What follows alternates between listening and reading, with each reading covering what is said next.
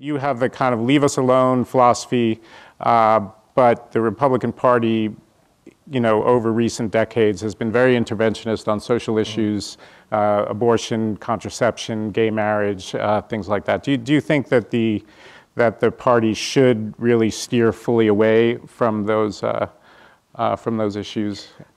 Look, I think that the party, the movement, should look at how to deal with some of those issues to minimize state power and to minimize state interference with how people run their lives.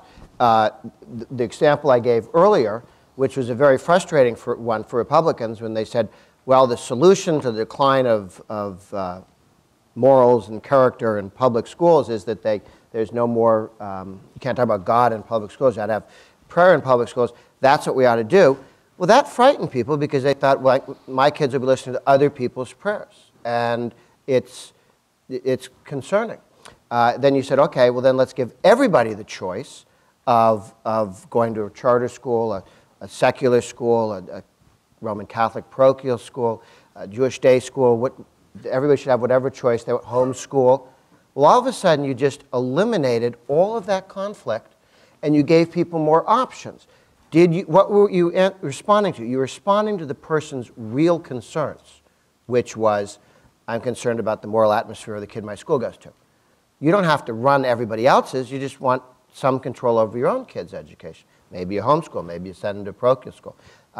Maybe you send them to witches school, whatever you want, up to you.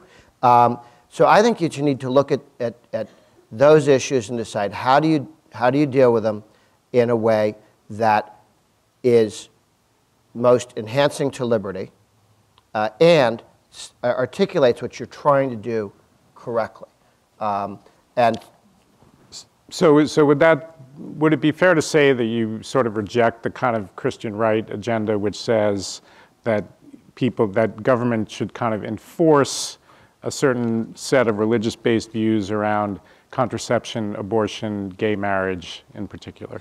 Well, on contraception, I think there's an easy question there. You say the federal government ought not to be taking money from people and spending it on that issue. People should handle their own situation, and we shouldn't. If somebody finds it morally problematic, as Roman Catholics can, you shouldn't tax them and fund something that is problematic. And nobody's told you can't do anything, but we're not going to force you to fund it. So there are the same thing with funding. And how about gay marriage? Gay marriage is the interesting one where the federal government, the Europeans screwed this up a long time ago when they got the state involved in marriage. Before that, it wasn't. And so how do you disentangle the state's interference in what people of faith see as a sacrament? But then the state stepped in and grabbed a hold of it and has been redescribing it for some time.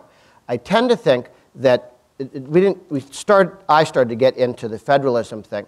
I tend to think that you're going to see gay marriage, gun control, a number of issues be ones where the 10th Amendment and federalism help answer some of these questions.